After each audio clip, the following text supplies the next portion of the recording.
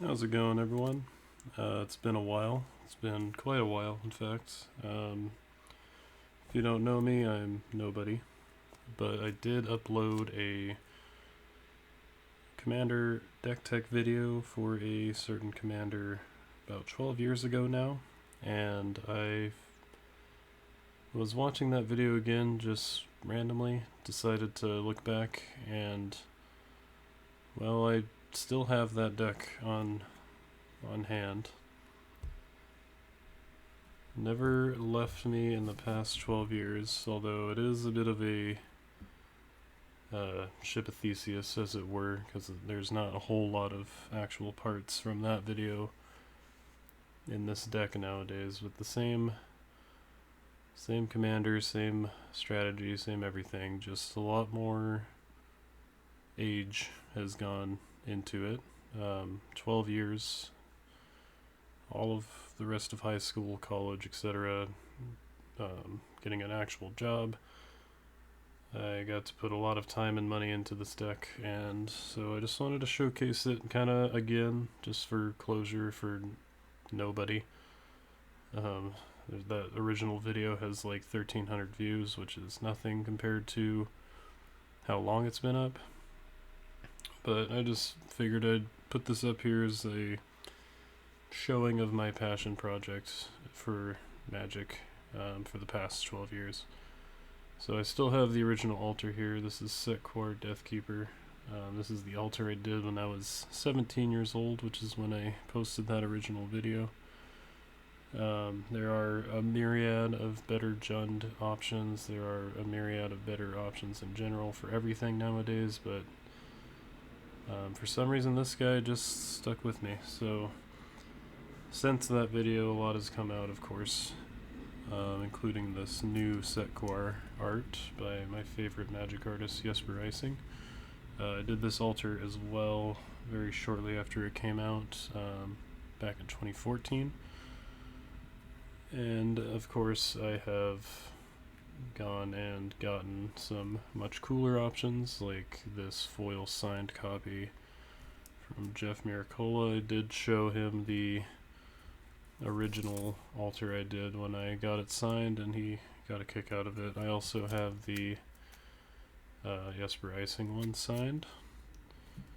Graveborn token, of course, finally came into paper after a million billion years.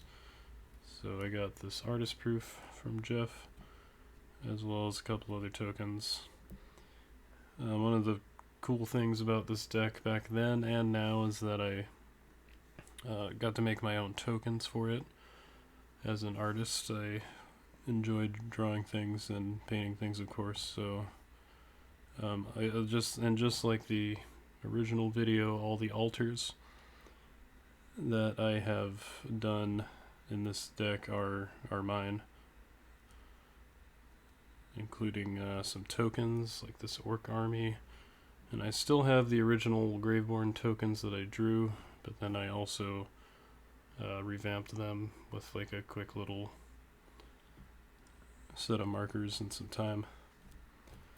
I will say for this deck, not to go on a tangent, this is all off the cuff, of course. I'm not planning on uploading any more videos after this. I'm not planning on coming back, as it were. I'm not really coming back to anything.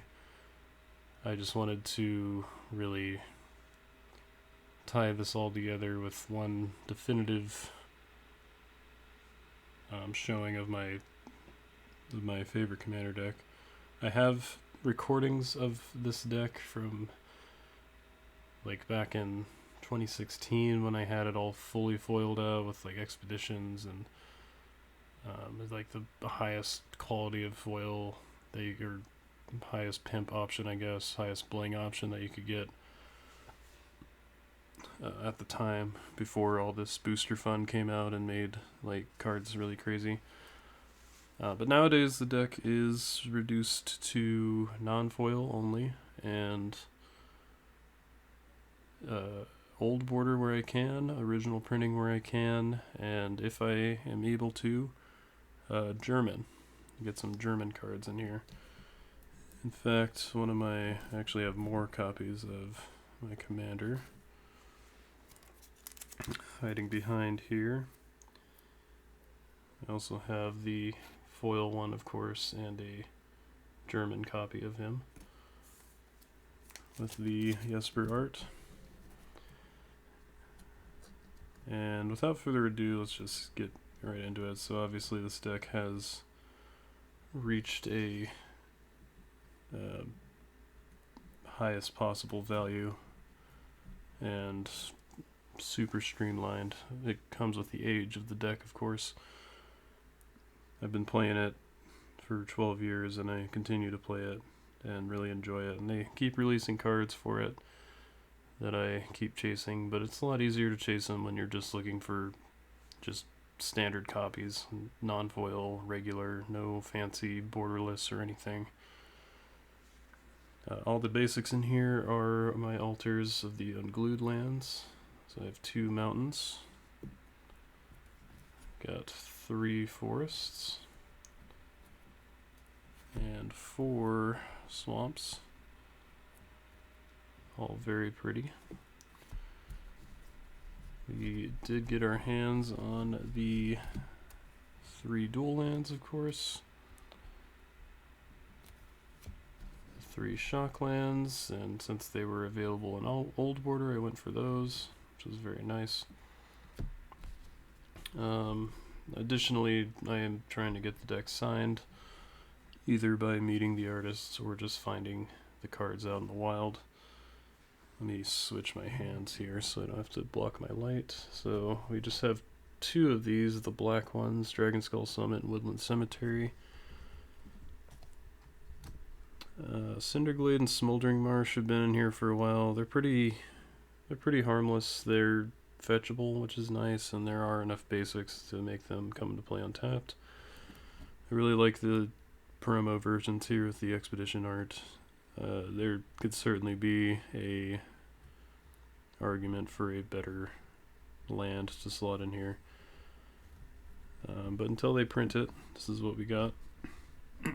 We got all the Pain lands and their original printings.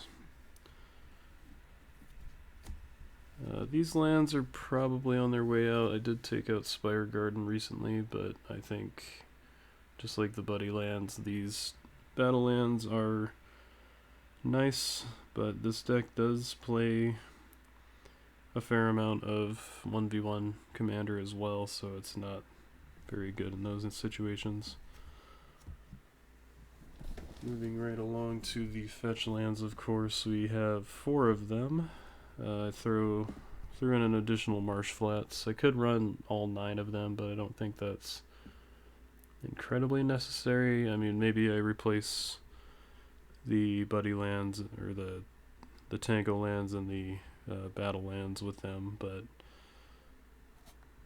frankly, I think this deck shuffles enough as it is, and I don't have a whole lot of synergy with recurring the fetch lands, or there's minor synergy with the fact that they sacrifice, but eventually you run out of fetchables, and that's kind of embarrassing. Have a German command tower here. Zeator's Proving Ground, the only land in the deck that comes into play tapped no matter what, but it is worth it just because it has all the land types. Got a Phyrexian Tower for some little mana boosts. Gaia's Cradle, this deck makes a lot of creatures. I did pick up 4 of these in Chicago recently for Legacy, and this deck does lend rather. This deck does lend some cards to my Legacy deck, so I figured why not have Gaia's Cradle be one of them. And Ancient Tomb and Field of the Dead for the last ones. I guess I lied about the Proving Grounds. Field of the Dead also comes into play tapped, but generates a pretty significant amount of fodder for the aristocrats in the deck. Moving on to creatures, we got a bit of removal, just like the previous deck. It plays just like any Jund deck will, with red, black, green, throwing stuff at your opponent until they relent. So of course we got the most heinous card printed in the past like 15 years in Orcish Bowmasters. also makes tokens to throw around. Weathered Wretch gets to eat graveyards one at a time. Usually I'm just eating creatures, so my living death can be one-sided. Got a Goblin Sharpshooter for those pesky X1s. Reclamation Sage for artifacts and enchantments. Mayhem Devil makes a lot of random damage out of nowhere. A lot of treasure tokens, a lot of fetch lands, a lot of whatever. Just a lot of my own stuff. Obviously it's a win condition.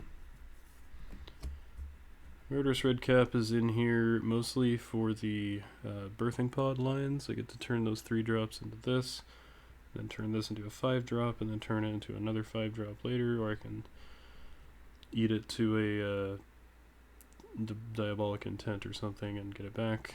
And it does a pretty good job of dealing with a lot of things in the format. Shriekmon, Ingot Chewer are here from the original deck. They always remained in the deck just because they're really efficient at nuking something and then getting out of there for really low mana costs.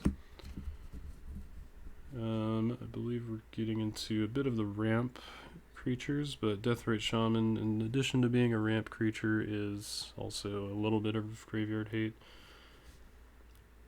There is a case maybe for more fetch lands because I'm running a Deathrite Shaman, but I think the 4 is plenty. For now, maybe I'll change my mind down the road. The deck is always in flux. We got an Ignoble Hierarch, little Mana Dork, Fiend Artisan. This guy is a birthing pod, but modular, so I can choose where to start on the line, as it were. Really good with Gaia's Cradle, of course. That's what my legacy deck is based around. And a lot of that strategy comes into play here as well. Dothy Voidwalker. One of the best pieces of graveyard hate printed in a while. Eating every card out of graveyards that enter when it comes into play, and then getting to eventually cash in for one of those for free is excellent. Anybody who plays really any format besides standard is pretty well aware of the power of this card.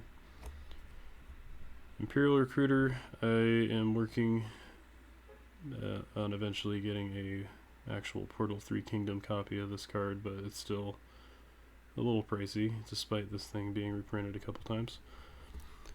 This guy's in here for the pod lines from 2 to 3, grabbing me something in additional, and then jumping to 4 from there. Usually it grabs me like a Pitiless Plunderer or one of the skeletons. Phyrexian Delver is a 5-drop that reanimates something, so it kind of is along the pod line of from 4 to 5, get something back, or you just play it and then get back something like Sidisi and exploit this guy to tutor.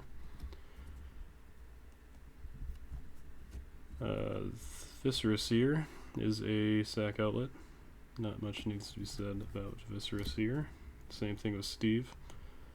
Sakura Tribe Elder, just grabbing a basic for 2 mana. I mean, it's rampant growth, but it gives me a death trigger, so that's why it's persisted in the deck. It also blocks pretty well.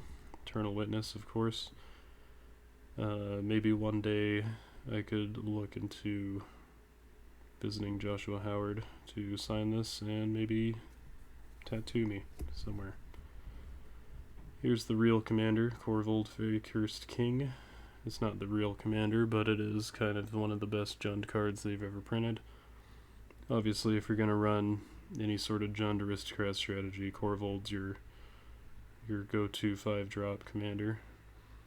But he remains in the deck because I'm not going to change it from Sek'Kuar, and he's still just really, really good for drawing me a bunch of cards and burying my opponent's card advantage.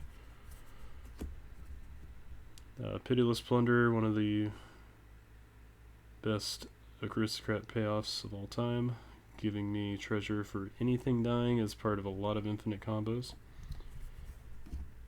Grave Titan is the top end of the pod line. I don't have anything above 6. But it does give me some tokens to kind of restart. Also, it just makes a lot of fodder and is generally a nuisance to deal with. Getting into some more aristocrat payoffs, we have Sifter of Skulls, and a little further back here we have Pawn of Ulamog, both of which give Eldrazi tokens that sack for mana. Liliana, Heretical Healer. This is kind of a pet card. I did pull a foil one in the Origins pre-release, and I was like really eyeing it for putting into this deck at the time, so I was really stoked about it. And she does a lot of good stuff, makes a zombie and then turns into a planeswalker whenever a creature of mine dies, which is great. The planeswalker side isn't too bad either. It lets me reanimate usually the thing that died or just start throwing stuff in my graveyard.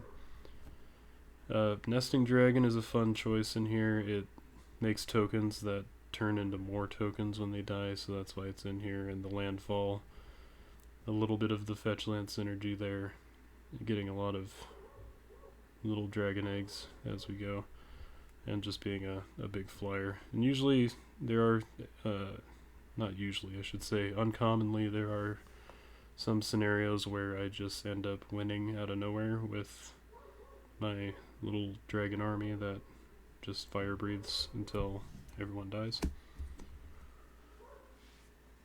Ooh, focus. Alright, we got a skeleton package here. We got 5 skeletons, or creatures that can kind of reanimate themselves really cheaply and efficiently. Forsaken Miner is the most recent addition. It comes back whenever I commit a crime if I pay a black, which is usually what's happening when I'm going through my loops. Then we have a Blood-Soaked Champion. Let's see if we can't zoom in here to get this to... There we go. Paying 2 to return him to the battlefield if I attacked with a creature. Bloodghast isn't necessarily a skeleton, but does reanimate for really cheap. Playing a land. Nether Trader is really efficient as well. 1 black whenever a creature of mine dies, which is often. Reassembling Skeleton is the skeleton. Doesn't get much better than him. And then honorary mention to Squee the Immortal for being a skeleton. Part of some loops as well. There isn't a food chain in here or anything, obviously, but with enough setup, he can go infinite just like the skeletons do, with like a Phyrexian Altar and a Pitiless Plunderer, and or a token, like 2 token generators. It's a bit of moving parts, but it does add a lot of redundancy to the deck. And we have Sir Conrad the Grim, of course, the premier aristocrat payoff these days. Pings everybody whenever the graveyard is touched in any way. Terror of the Peaks is another kind of fun pet card. I just like my dragons, I guess. This one getting to deal a bunch of damage whenever my creatures enter, whether they be my skeletons when they're looping, or just my Graveborn when Sek'Kuar is out, dealing 3 damage to whatever. It's kind of like a build your own Valakut deal. Seems pretty good. Perforos, God of the Forge. Making a lot of tokens and a lot of creatures entering the battlefield. Loops will kill the table. Blood Artist, of course. We get to target a player with its ability, so that does help with the Forsaken Miner. Mirkwood Bats is a heinous magic card, and I'm surprised they printed this thing at Common, but then again, that's how I feel about a lot of the Lord of the Ring cards. Creating or sacrificing tokens to ping everybody is a little ridiculous. Moving on to artifacts, there isn't a whole lot on the deck. Of course, we have the Soul Ring and the Skull Clamp. Gotta have those. Blasting Station is another sack outlet that goes infinite with skeletons. And we have the 2 altars, Phyrexian and Ashnods, for mana. Then probably the most important artifact in the deck, Birthing Pod. A lot of the deck's resiliency is built around Birthing Pod being able to find whatever I need, whether it be a combo piece or a piece of removal or just a creature to get me back on my feet. It's been a very excellent inclusion ever since I put it in here. For instance and sorceries, we have 2 little ramp pieces in Farseek and Skyshroud Claim. I just like Farseek for being able to fetch out a Zeator's Proving Ground or a Shockland or a Tangleland or whatever. And then Skyshroud Claim can fetch up 2 duels and let me play another 2-drop right afterwards. Kind of puts me ahead much faster than other decks. We got some tutors, Diabolic Intent, Diabolic Tutor, Eldritch Evolution. These are all ways to get pieces out on the board or into hand that I can then put onto the board. Bit of removal in Assassin's Trophy, Abrupt Decay, and Force of Vigor. I'll take care of these artifacts and enchantments in particular. Blasphemous Act was a board wipe in the original deck, and it remains a board wipe in this deck just because it's so efficient at what it does. 1 mana board wipe is really good. Kolaghan's Command, for the modularity of it, it's still just really good. Getting to pick up a creature and destroy an artifact commonly happens, sometimes blowing up an artifact and dealing 2 damage to a commander or a combo piece. Also fantastic. There's just never a moment where this card is just kind of dead. It's at least getting rid of something from your opponent and maybe getting rid of another something or giving you something back. Corrosive Grip, of course. Bit of reanimation with Dread Return. This is a German Wheel of Fortune that I traded in an entire commander deck to obtain. Really good with Bowmasters, really good with having fewer than 7 cards in hand, and sometimes you just need to reset your hand. You reset your opponent's hand too, but it's not too important. Living Death, the marquee card of this deck, I would say, ever since its inception. It wasn't around in the original list, of course, because I didn't have a copy, but as soon as I got my hands on it, I was like, oh man, this card does work. So that's why a lot of graveyard hate exists in the deck, a lot of messing with my opponent's graveyard while filling out my own. Obviously, Sack Outlet's incredible. I don't have to sing Living Death's praise, but when it works out, it works out really good.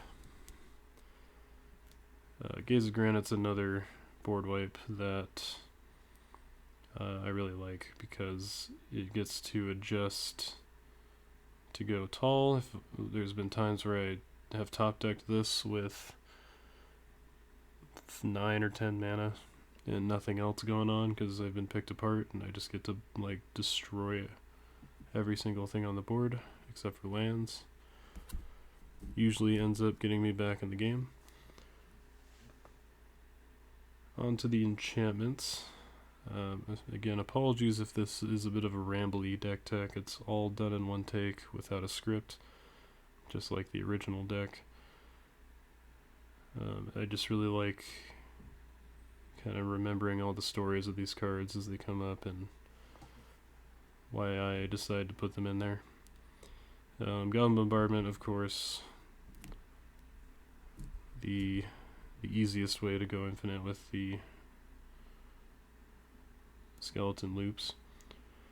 Evolutionary Leap, really efficient creature finding. There is a lot of creatures in this deck. I think 32 or something, like a third of the deck is creatures, so turning a token or even just a creature that's on its way out anyways is fantastic. This is a Dictate of Erebos. The artwork is really zoomed out. I did this altar 2018, quite a while ago. Really, this is the only graveyard or grave pact type card in the deck, just because it has flash, and that's really efficient for coming out of nowhere. This card might be on the chopping block, just because it doesn't really come up too often anymore. I don't think I remember the last time I've earnestly cast Dictate of Erebos, and it has been like a resounding effect for me. But I really like the card, and I really like the altar I did. Animate Dead, of course. Parallel Lives, getting twice as many tokens is great. This is kind of a holdover from when the deck was focused on just making as many Graveborns as you could. But it also doubles up your treasure tokens from Pitiless Plunder, so that makes things kind of easy to go off from there. And also doubles all the other random token makers. Meat Hook Massacre, another aristocrat type effect that doubles as a board wipe. Vivian is the only planeswalker in here if you don't count the Flip Liliana. She's a birthing pod, so she gets to be in here. I don't think I ever use her other abilities, maybe her +1 if I just don't have anything on board and I just top deck her. But she's mostly in here just to let me have a second copy of Birthing Pod. And finally, Tombstone Stairwell, the card I ended on in the 12-year-old video. This card has always been in the deck since I heard about it on a MTG Salvation forum way back when. Just an absurd magic card. Makes 2/2 zombies with haste for every creature in your graveyard. Your opponents do the same for their graveyard. And then at the end step they go away. They are destroyed, notably, not sacrificed, so there is a little bit of hoops you have to jump through to really get the crazy payoffs, but it combos really well with Terror of the Peaks, with Pitiless Plunderer, with Blood Artist, of course. If you got a sack outlet, then Mayhem Devil makes it ridiculous. Really, really fantastic card. Would recommend putting it in any black deck that cares about having cards in your graveyard. So that's the 12-year anniversary for Sek'Kuar. It's still gonna be my favorite deck, I think. It's still gonna stick with me throughout all the years. And as they keep printing ridiculous cards, I will keep upgrading it. Modern Horizons 3 is on the horizon, and with it there are a couple ridiculous cards I'm looking at, like Warren Soul Trader and Marionette Apprentice, and maybe some cards from the Jund Commander deck, we'll see. But anyways, I'll see you guys never, maybe later. If you can run into me if you see this Sek'Kuar player at a Magic Con or Command Fest or something, come say hi.